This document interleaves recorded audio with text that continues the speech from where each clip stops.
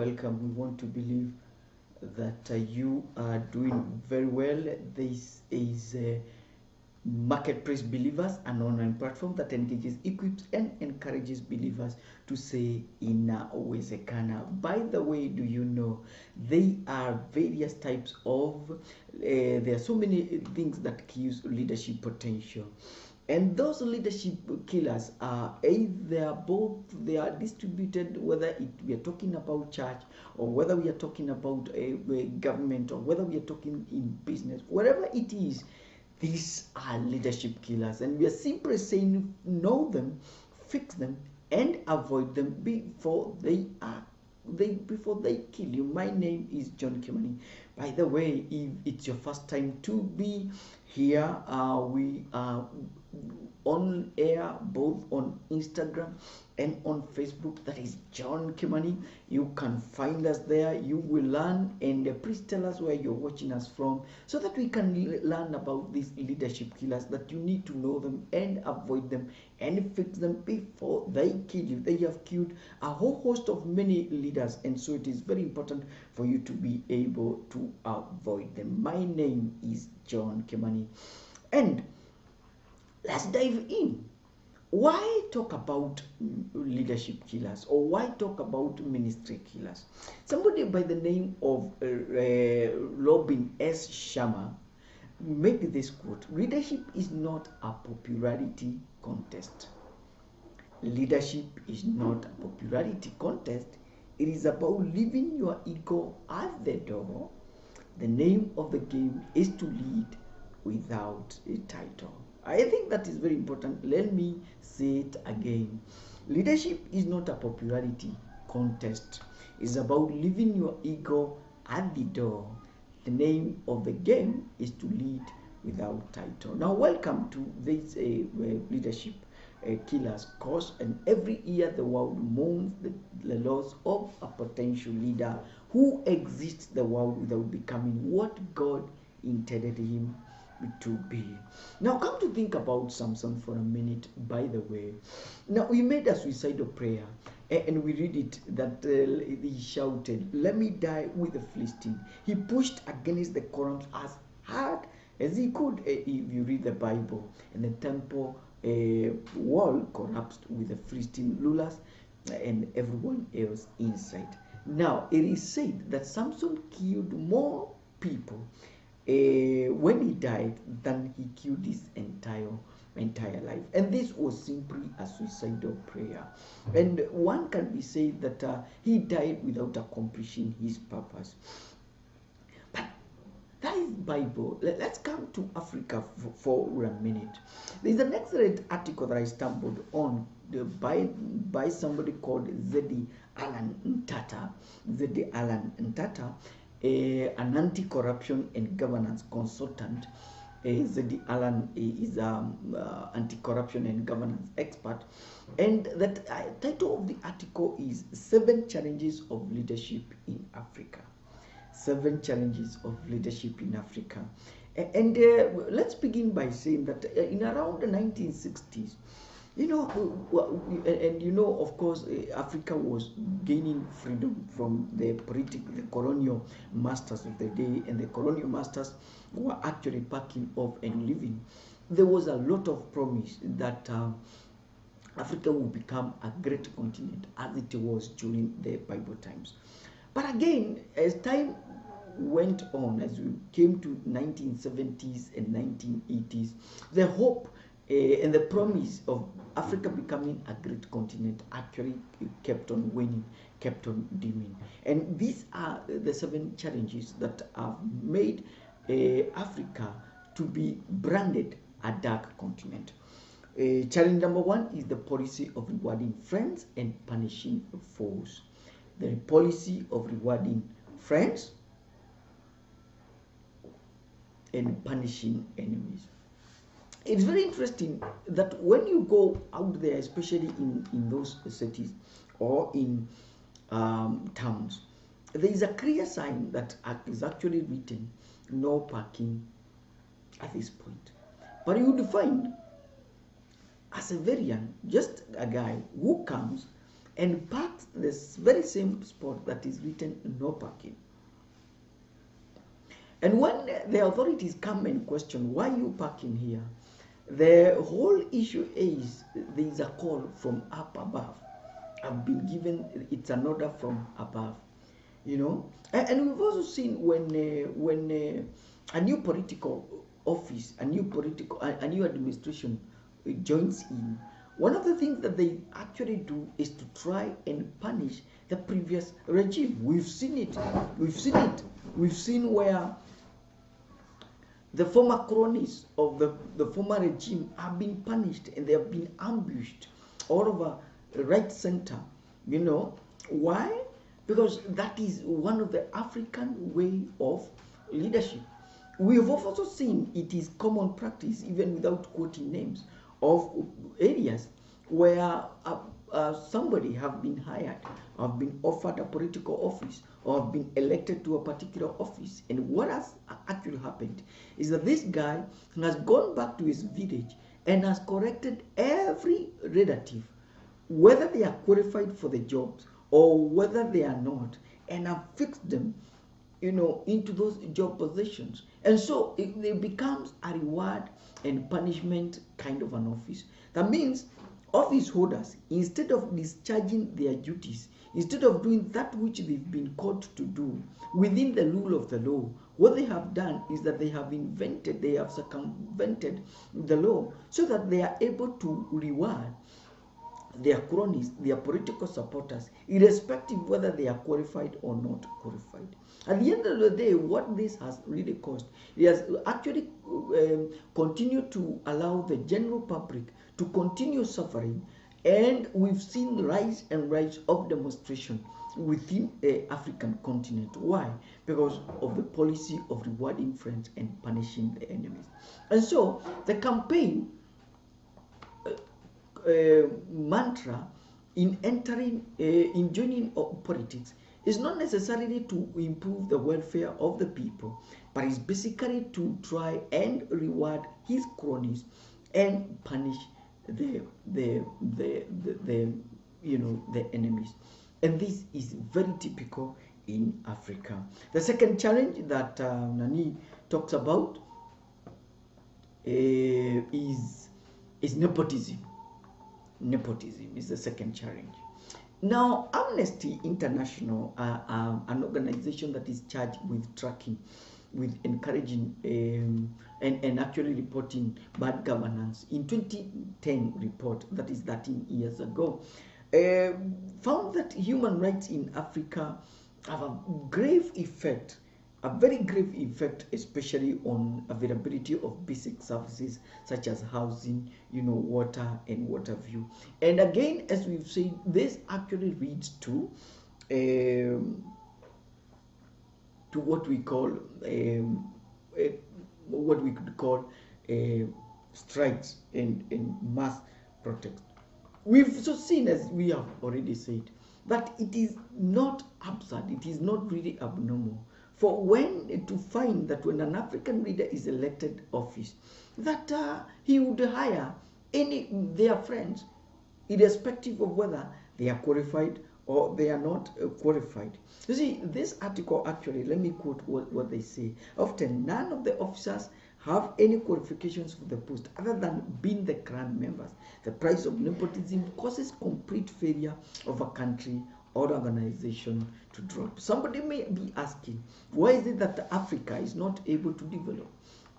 It's actually said that Kenya and there's a country in South Korea that they were in 1960s, they were at the same level. They had the same GDP, they had the same population.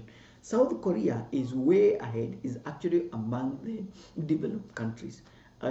Kenya is actually trading, is actually entering into what we would call an emerging nation. We cannot even call ourselves a developing nation, because if you look at our democracy, is still wanting. Challenge number three is broad vision or unclear vision. In 1960s, the freedom fighters of the day are the ones actually who inherited power. They became the president, they became the head of government. they became the leaders.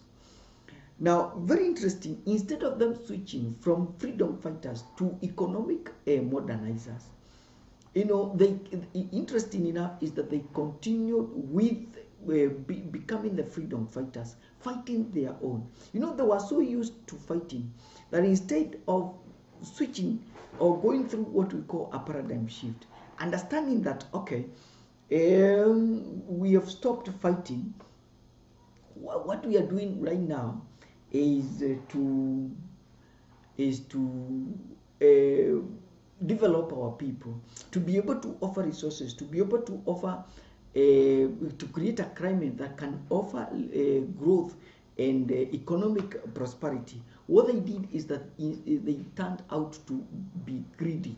They started like the former masters. They also oppressed the people. They continued the narrative of fighting their own. No wonder in Africa there is a lot of civil war, a lot of coup d'etat.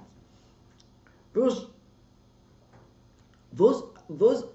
that gain small power would want to overthrow the incumbent so that they can also steal back that which is being stolen. And when the vision is about what am I going to gain, what is it that I'm going to eat there, then that kind of a vision, of course, is backward. And when the vision is not about creating is not about creating leaders, empowering leaders, creating an empowerment, an environment where leaders, future leaders can be groomed, but the focus has been, to create more followers and more loyal followers and ignorant followers, then of course the vision is misplaced. Number 4 is competition for preeminence. Competition for preeminence. This is a strange, this is again very common, where African leaders, what they actually do is that instead of promoting what we call harmonious cooperation, the African politics often today are actually engrossed in personal struggles for power, and preeminence in their political parties, instead of embracing the spirit of teamwork and patriotism, that actually was championed by the freedom fighters. So what we actually do is that we've seen leaders that actually stay in power and actually who would craft the constitution so that it would allow them to continue being there. So what we have in Africa are presidents for life, presidents who never leave power, or who would actually, even when they leave power, they would want to dominate. They would want to fill those positions with their own cronies. You understand? People who they can actually rule through proxy. Okay? That is what is actually happening. That the person that are actually in power are people who are their actually cronies, who they can be able to patronize so that they keep on ruling. Competition for preeminence. No wonder in Africa what we have are hate hostility politics, where when you hear them going for campaign, what they do is that it is us against them. They want to incite, they want to divide people along tribal lines. You would hear them saying, now it is our chance. They had their chance, now it is our chance. And that is competition for preeminence. Then there is the whole issue number 5 of corruption.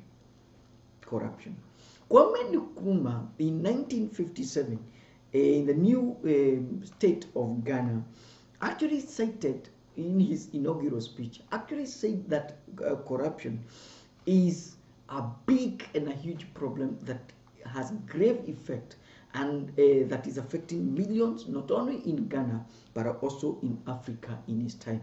In that address, he actually said that Africa is struggling from two things, from corruption and also justice. He was right. At that one, he was right. If you sample other countries in Africa, one is basically to find corruption in virtually in almost every country. And we can say that corruption takes many forms. in this continent, and because of poverty, then corruption is actually very rampant. No wonder the civil servants, instead of them being civil servants, they are called suffering servants, because the salaries that they are awarded or given, or which they earn, are so meager that they are not able to cater for their own families. So because and again, we have a culture that actually embraces accepting bribes. Accepting a bribe and asking for a bribe is not a big deal in this continent, and so that becomes a very big problem. And again, for you to be able to be retained in a certain office, then interesting enough is that you must give something to the big man there, so that you can continue being there instead of being transferred. Then number 6, we have what we call corruption.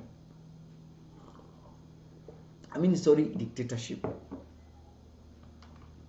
Dictatorship comes in Africa and is a common practice. There's a course that I do about integrity in Africa, where we discuss the dictators in Africa. But we can ask a question: why is it that Africa has a lot of dictators? Or why is it? What happens within Africa that it becomes a breeding ground for dictatorship? 3 things. Number 1, too much trust. Africans trust each other too much. We trust each other too much. So instead of writing our agreement on paper, on fine print, we just simply trust each other too much. Maybe because we are too communal, we trust each other. So even instead of writing, instead of us engaging ourselves into writing, we just simply trust each other. Sometimes it has also to do with too little trust. We don't trust each other, especially when a leader gets into power. He doesn't even trust the people that are within him, that are close to him. Because just explain to us, why is it that when we have a new regime, we have a new president, why is it that he comes in with a new list of cabinets? They are completely new, appointments. Even in parastatus, he or she ensures that everywhere there is his point man. Why? Because of too little trust. And then I think, again, and somebody may not agree with me, then there is a whole of neurotic ambition. Neurotic ambition, somebody might say, is not a big problem, but this is where you are impatient to inherit power. And again, where you are too much ambitious to leave power. And again, you don't want anybody else to be known that you are a leader. Maybe a classic example we can quote here is when you remember Saul, when women went singing that Saul had killed thousands, but David had killed 10,000. The jealousy that actually crept into the heart of Saul, and his willingness even to kill him because of that. So dictatorship has seen its ground. Then finally is failure to redefine the goals. It is very interesting that our goals are never defined. Instead of going for what is affecting people, our manifestos, if you look at most of those manifestos, are juicy and sugar-coated to say things that Wanjiku would want to hear, but actually they are very far from what is being said. There's a daily that appeared just the other day, recently, that talks about the funds that never helped people. And in this country, they talked about the funds that were there under the late President Kibaki, the funds that were there under the last regime, former President Uhuru, and now the Hasura fund that is under the sitting president. And they said that most of these funds had good intention, but instead of helping the targeted person, they end up actually benefiting somebody. And it's the goals. The goals, and we can keep on saying that one of the biggest role of a political holder, office holder, is actually to create a culture, to create an environment that actually helps Wanjiku to catch the fish, to own a fish pond, instead of giving Wanjiku a fish. Because when you teach, and we'll continue saying this, when you teach Wanjiku how to own a fish pond, he can catch the fish in the midnight. I like somebody called Bishop. I can't remember his name. I think he's Bishop Bismarck Tudor. Yes, yes, he's called Bishop Bismarck Tudor. You need to find him. He is all over in the YouTube. He has a very good sermon. I love his sermons. He says that teach people how to own fish ponds so that they can fish. They can fish in the middle of the night while they are naked. In other words, they are comfortable. And this is the goal that we believe that politicians need to have. But in Africa, it's different. We want people to be followers so that they can sing our songs, so that they can go on streets and talk ill about our opponents, our competitors, because that is our God. Okay? So, we can compare this with David. It is said, for David, after he had served the purpose of God in his own generation, he fell asleep and was laid with his fathers and saw corruption. It then follows that each one of us have a purpose to which God has brought us into the world. And the purpose and the big question that we are asking to this morning is, do we even accomplish it? Do we even know it? Question, why are we bringing the course on leadership killers to you? Why is it important that you need to follow us in this broadcast? We offer 5 reasons why. Our personal motivation. Number 1, we want to offer a warning. Offer a warning.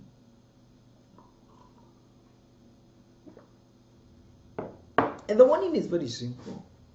Nobody is immune from falling. Nebuchadnezzar fell. Saul fell.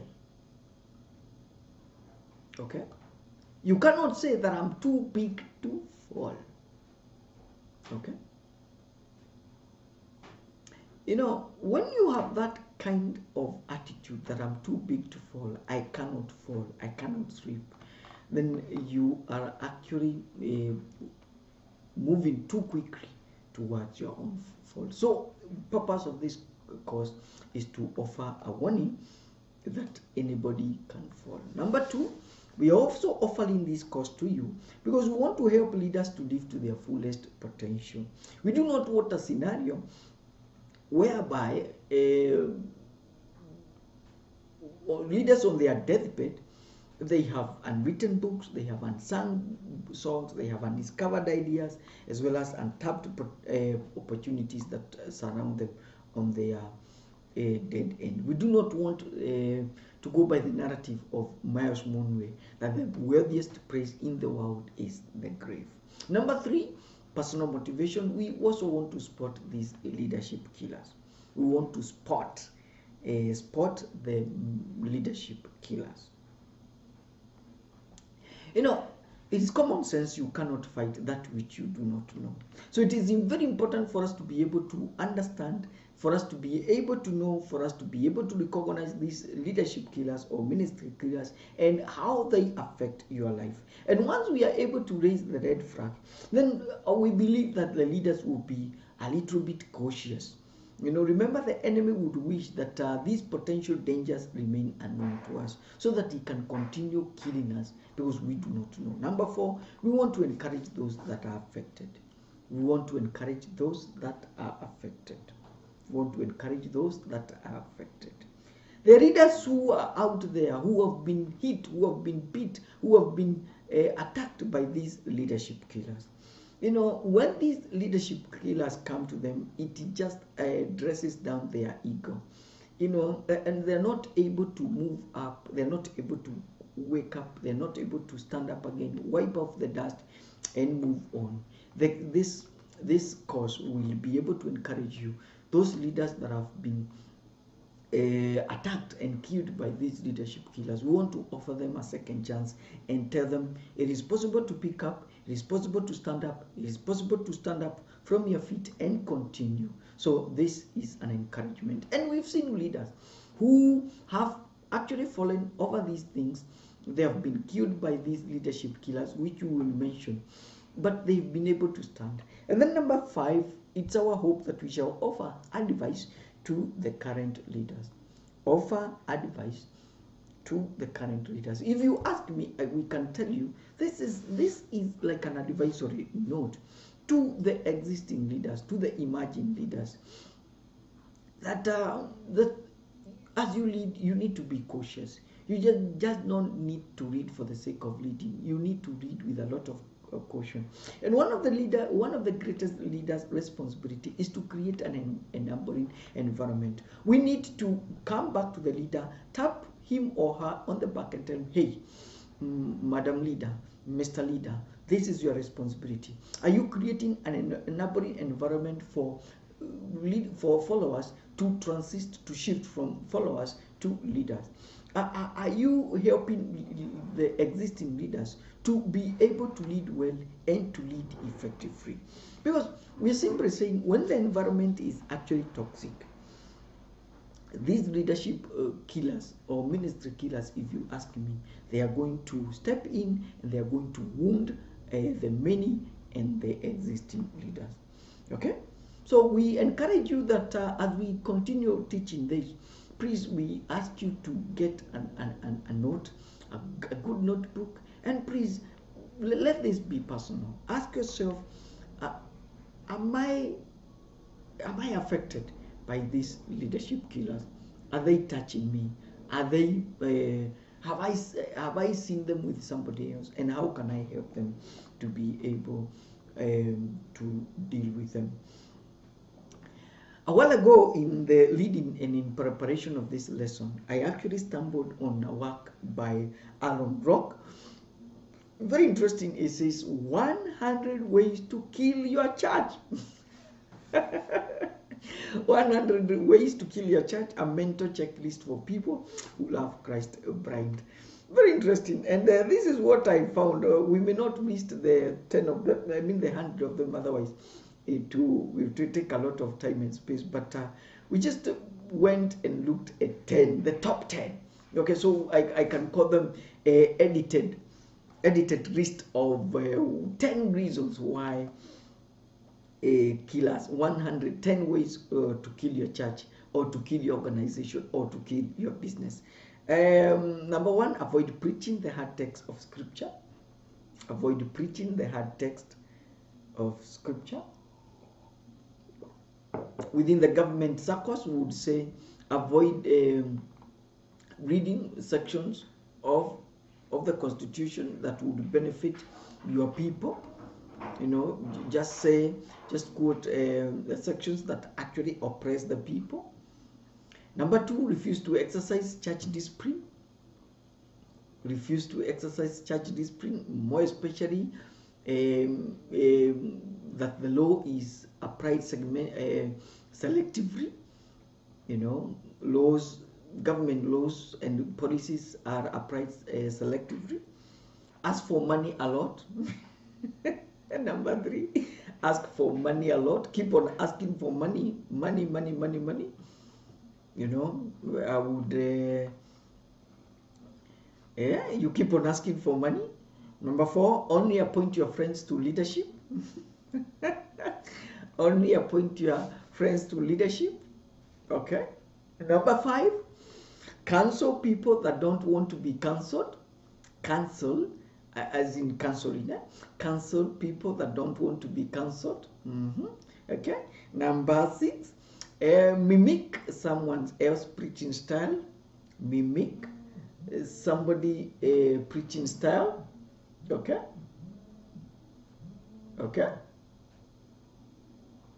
Mimic, copy.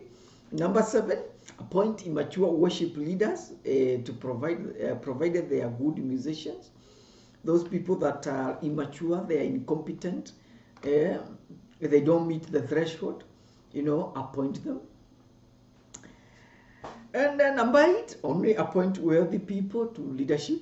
Only appoint worthy people to leadership. Very, these are real things that we know happens all over the place. Okay? And then react to every insult and attack. React to every insult in attack. And one of my greatest admiration, more especially to the late President Kibaki, is that he never reacted to every insult and attack. Sometimes he would just move on with his business as if nothing has happened. Okay, and that's one of the biggest things that wonderful things that I love about old people, because old people have lived long enough. They know. They know what works and what does not work, and they know utapiga makelele alafu utanyamaza. I like that. I like that about old people.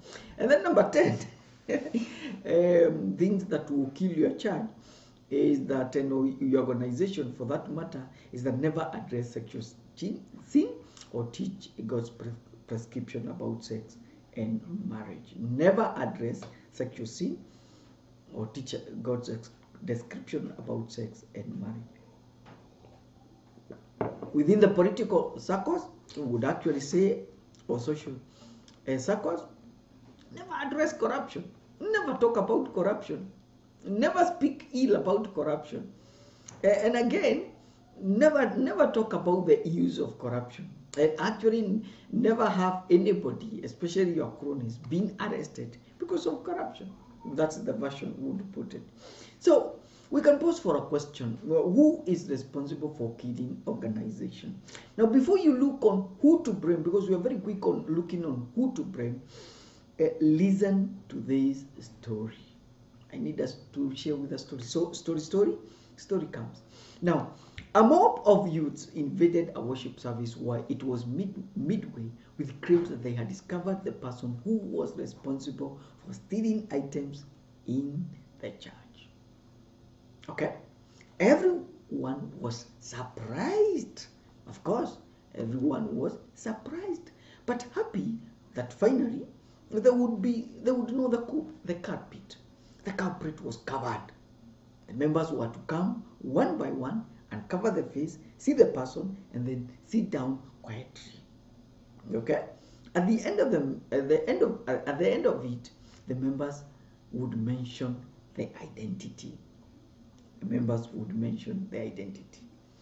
Now, after the end, everyone in the service was quiet and dismayed. When they looked at the covered culprit, each one of them saw their own images. Back to the question, who is killing the ministry? And who is responsible for political mess?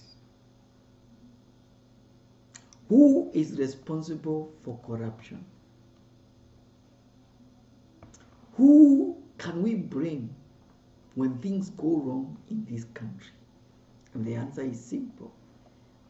The image you see in the mirror. For those of you who've been following us on Instagram and on Facebook and on YouTube, thank you very much. We want to believe that that has been a blessing to you, and thank you very much. We actually want to salute you, and until next time when we'll come on air with this broadcast, we wish you a very blessed time, and may the Lord bless you. This is Marketplace Believers, an online platform that engages, equips, and encourages believers to say inawezekana. Again, if this is your first time to be on our channel Marketplace Media, we encourage you to hit the subscriber button, such that every time when we upload a video, YouTube can notify you. My name is John Kimani. Remember,